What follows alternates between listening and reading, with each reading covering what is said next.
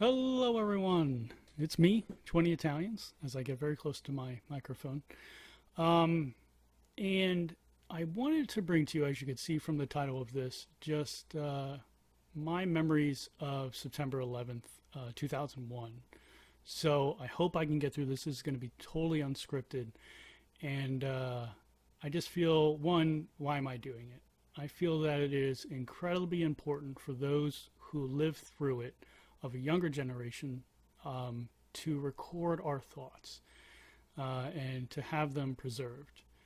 Two, why did I monetize this? I struggled with this. I did. But if you're watching any of the news channels, CNN, Fox, MSNBC, ABC, whatever, they're running ads too. Now, I'm not saying I am up to that par because I am not, and I don't ever claim to be. But this is my channel. This is a way for me to earn just a teensy little bit of income. So yes, I left the monetization on. You can stop now and watch and not watch it, and that's fine. Or you can just forget about it and realize that, hey, that's what he does, and that's what he has to do, and just listen to someone who lived through it. Now, I don't know the median age of my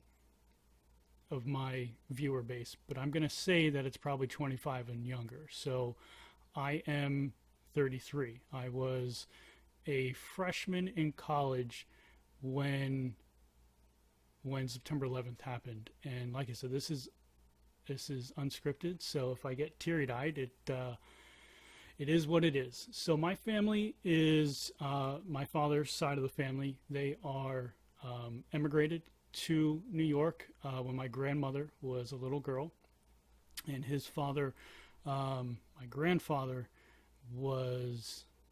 came when he was a little boy. He came from Italy, so they settled in New York, and then they moved out into the city, and then they moved out to Long Island.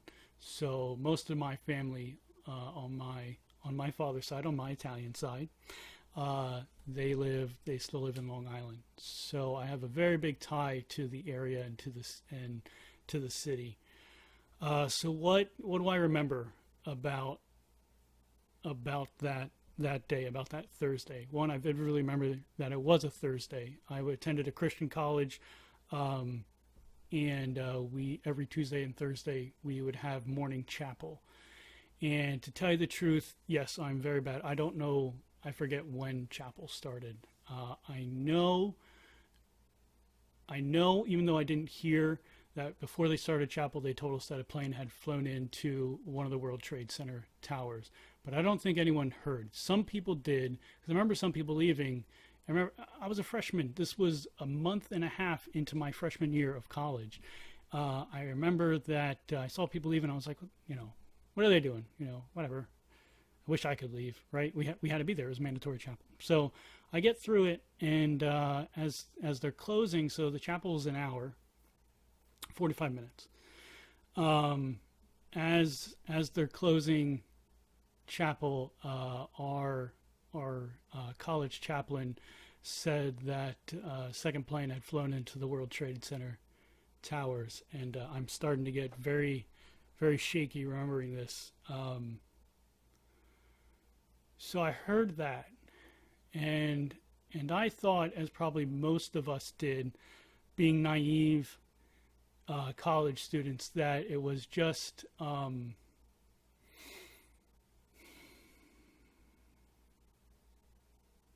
that it was just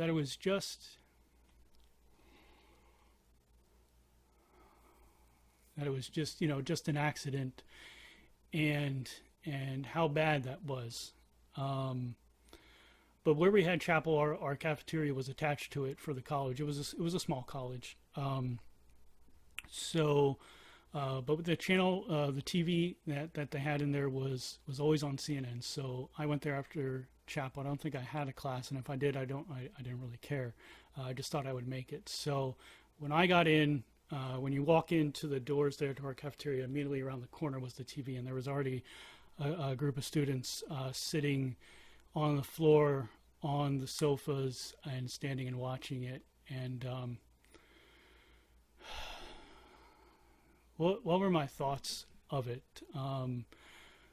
So I was a young to be in college. I was just turned 18, and 5 minutes after I got there, the first tower fell, and just to see it go down was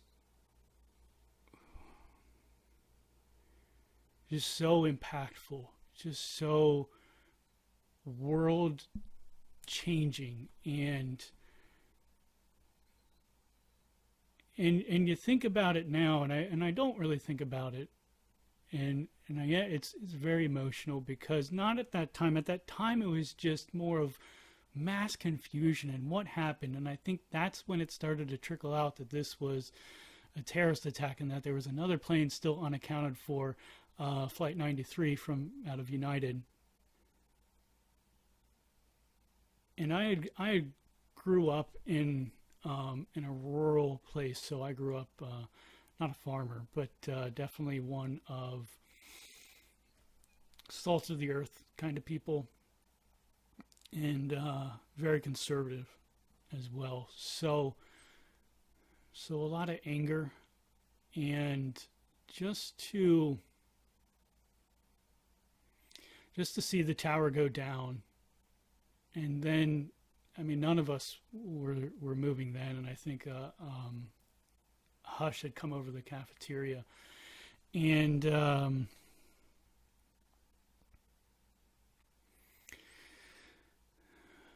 just to see the second one come down, I think it was still just a lot of disbelief. And I mean, these were symbols of not only New York, but symbols of America and of our prosperity, and basically the good that we had done as a country, and as a financial industry. And I couldn't imagine then why people thought, why would you hate us that much? Don't we do so much good in the world? Haven't we done so much good for the world? If you look at it from just the rolling democracies that have come after America won its independence from Britain. And so it was a lot of disbelief. I remember going to my intro to acting class after that, and the acting director, he was the acting director for the college, basically gave us 15 minutes outside and said, if you want to leave, and most of us did. I talked to my dad. He said that my uncle didn't know if he was working, because he worked in Manhattan at that time. He did construction, but he had projects in Manhattan, so I couldn't get a hold of him. So there was that fear. And then watching President Bush afterwards. At that night, we all crowded into our the main room of our dorm hall, and we watched the president's speech. And still, it was just hard to believe that there are people out there so much that would, but there are people out there that would want to hurt innocent people that much, and kill them for what reason, and so, but I look back now and I say that I was very naive, and I bought into the fervor of America, and not to say that I don't love being American, because I do love being American. We have so many great aspects about our country, but the one thing that I've come to realize is that we're still very decisive in a very compartmentalized society here. But the one thing I do remember of that time was how we came together as a country, and no matter what happened from our past, no matter what happened from the race riots in Detroit back before I was born, from the Rodney King beating in LA when I was a child, from all those racial tensions at that point in time, for that little bit of time, for a week, we were one people, with the caveat now that I realize of our Muslim citizens. But at the time, didn't you think that it was justified? Well, I know that when I was younger, that yes, I did. You know, being that good Christian, you know, God and country and all that bullshit. I've come to a more mature realization now that probably God doesn't really care that much about America. Not that we shouldn't do everything to make America do right by praying about it and by hoping our leaders do the right thing. But personally, I believe that God just doesn't really have that much invested in America. America's not this great shining Christian nation that we need to go and police the world. That's just not a Christian's responsibility. But that's a thing for an entirely different video if we want to go really deep about that. But I do remember the time where we came together as a country, and that was awesome, and it felt great to be an American, didn't it? And so my issue now is, how do I talk to my children about this? This is something I lived through.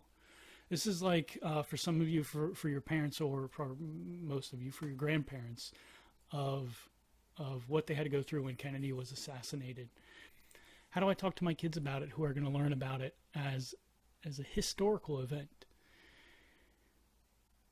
And I've watched some of the documentaries on TV about it. My wife still can't watch them, can't watch the footage of it. She was actually down in Belize at the time on a cross-cultural trip with the nursing department. So it was a lot harder for her, even being outside, not knowing when flights were going to resume to come back, and just what was going to happen to them being in a foreign country. So, but how do we talk to our children about it? How do I talk to my kids about it? That what happened, and why did it happen, and what have we learned from it?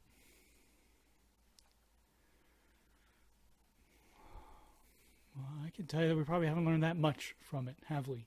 If you look at America now, and you look at what we do with our military in the rest of the world, all we're doing is propagating more and more of the same religious fanaticism that caused it in the first place. I mean, it's been 15 years, and I don't feel damn safer than I did before that happened.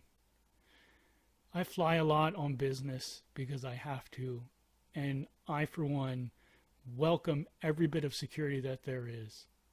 So don't ever go through security and think, what a waste of time, and how dare they take away my 8 ounces of fluid that I had.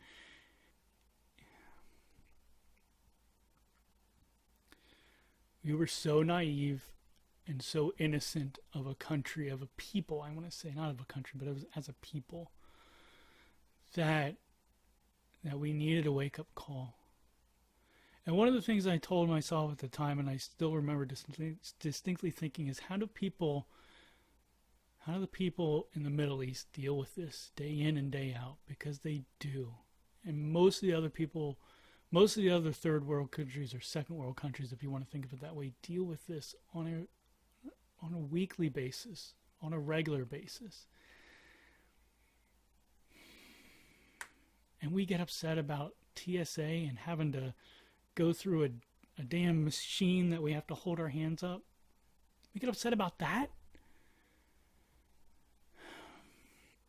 What I've learned about it is that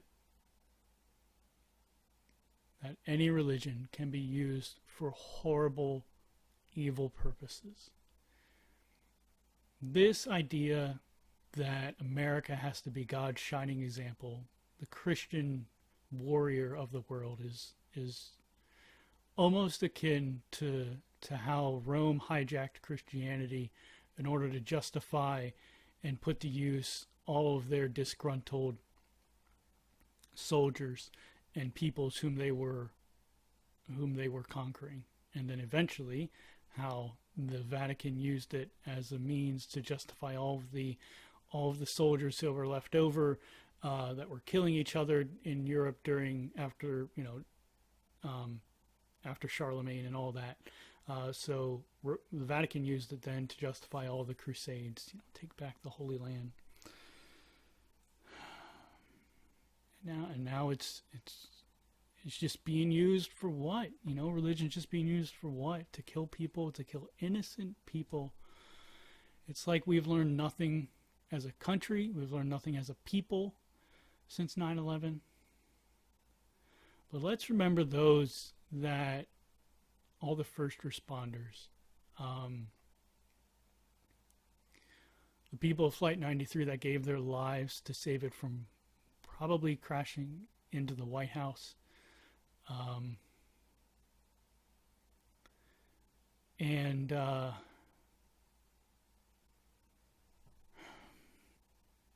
that time, we were a country brought together by a very evil, evil act. And we've lost that. And so when my daughter comes to me in a couple years because she's learning about 9/11, or she hears about it and understands what she's hearing in 3 Septembers from now, you know, maybe I do just have to tell her, just have to tell her what happened and why it happened, and how horrible of a time it was. But like I said, the point of this video was just to tell you my thoughts on it, my memories of it. We need to do better as a people, better as a society, as a world society, to realize that we can be better, that we can be more loving to each other, that we can help our fellow men or women, and that it doesn't matter if you're a Christian, if you're a Muslim, if you're a Jew, if you're black or white or yellow, if you're whatever color you are. Doesn't matter if you're straight or gay or trans. We're human. And I know how I am called to live my life because of my faith. But that doesn't mean that I have to subjugate people in order to believe that same thing. That doesn't mean that I have to hate you if you don't believe that. And that's what we need to learn, is that it doesn't matter. We're all human. That this was such a terrible event, but that these events occur day in and day out for some people. And that all we need to do, if we can give to a genuinely good charity, that we should do that. And that if we can't do that, if you can just be a genuinely decent human being, a good-hearted person, what a difference that'll make, helping someone walk across the street who's having trouble, not being so quick to judge about a homeless person about why they're homeless, not being so quick to judge someone based on the color of their skin, and move to the other side of the road if you have to, but generally helping people. It goes a long way. I'm going to end it here before I go on too much longer, but I mean, if you want to, let me know in the comments below about what your memories from 9/11 were, if you want to share them. You don't have to, but, or just tell me how it affected your life, how it affected those around you if you were too young, what you remember about it from your parents. Yeah.